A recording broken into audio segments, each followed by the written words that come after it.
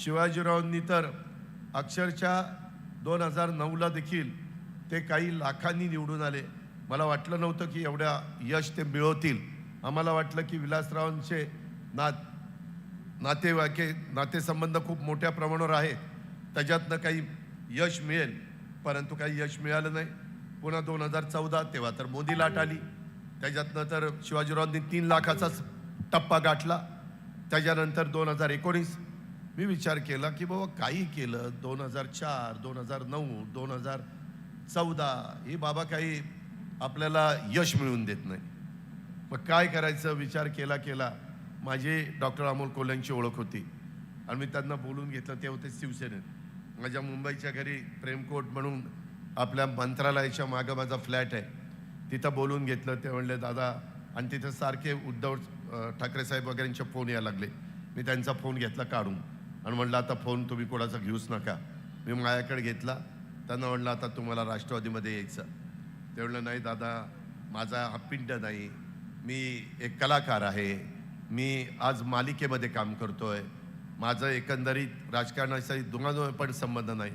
म्हणलं नाही, कारण मी विचार केला की बाबा ह्या बाबाला जर आपल्याला राष्ट्रवादीला यश मिळवून द्यायचं म्हटलं तर मागं कुणी काय केलं.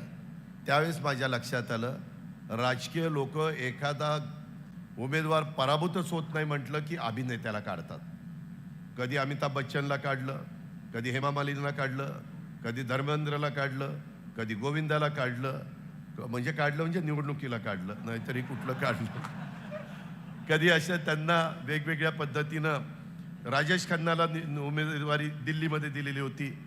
जिथं उमेदवार पराभूत होत नाही तिथं त्या ग्लॅमरचा फायदा घ्यायचा, सेलिब्रिटीचा फायदा घ्यायचा, आणि त्याच्यातून नेमकं त्या काळामध्ये ती मालिका जोरात चालली होती. आणि ती मालिका बंद पण केली नाही निवडणूक आयोगाने.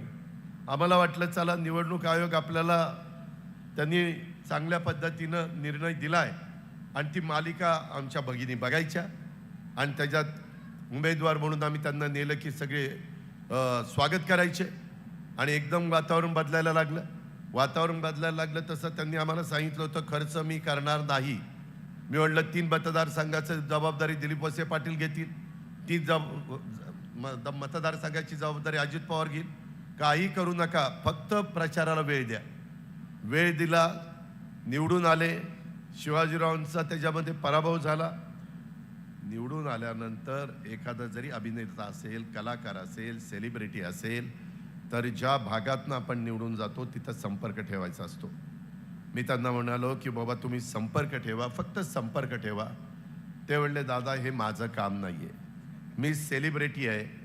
हे लोक जे निवडून गेलेले सेलिब्रिटी ते काही तिथं हे करतात का, मतदारसंघात लक्ष देतात का? नाही, ते कार्यकर्त्यांनी बघायचं असतं.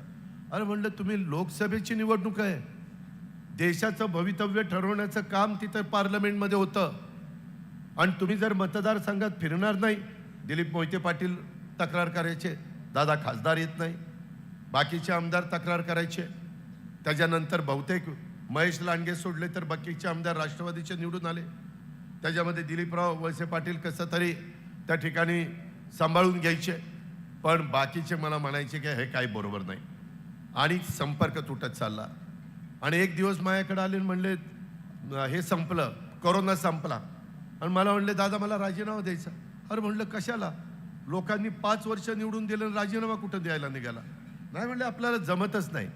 माझ्या मालिका असतात, माझे चित्रपट असतात, मला प्रॅक्टिस करावी लागते, त्याच्यामध्ये मला वेळ द्यावा लागतो. मालिकेचं शूटिंग रात्री उशिरापर्यंत चालतं. ही गोष्ट खरी आहे. मगाशी कोणीतरी सांगितलं ते फोनवर पण त्यांचा कॉन्टॅक्ट व्हायचा नाही, कारण ते त्यांच्या त्या कामाला जास्तीचं महत्त्व द्यायचे.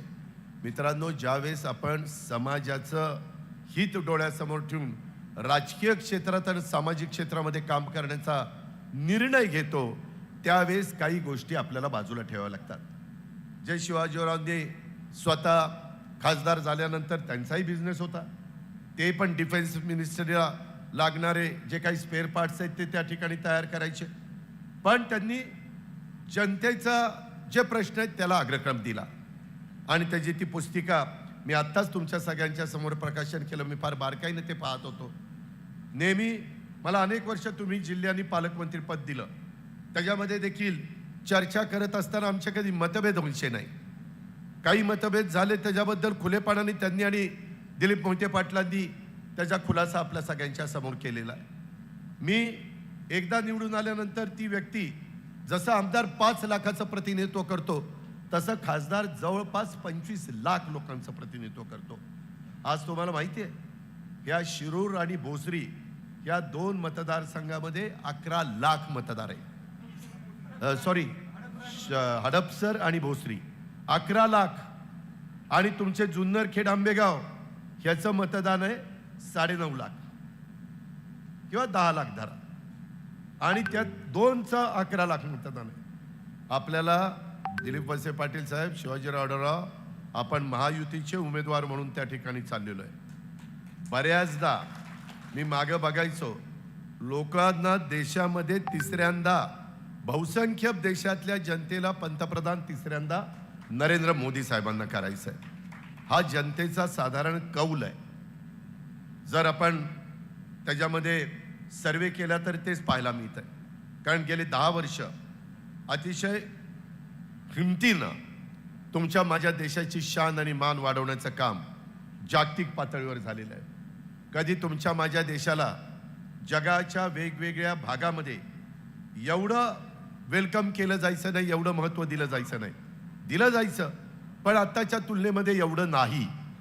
आणि ते होत असताना त्यांनी ज्या प्रकारे प्रकल्प हातामध्ये घेतले, मग गेल्या 10 वर्षामध्ये ज्या प्रकारचे नॅशनल हायवे झाले, प्रचंड मोठ्या प्रमाणावर पोर्ट, बंदर, त्याचा विकास चाललेला आहे. प्रचंड मोठ्या प्रमाणावर विमानतळ, त्याचा कायापालट होतोय.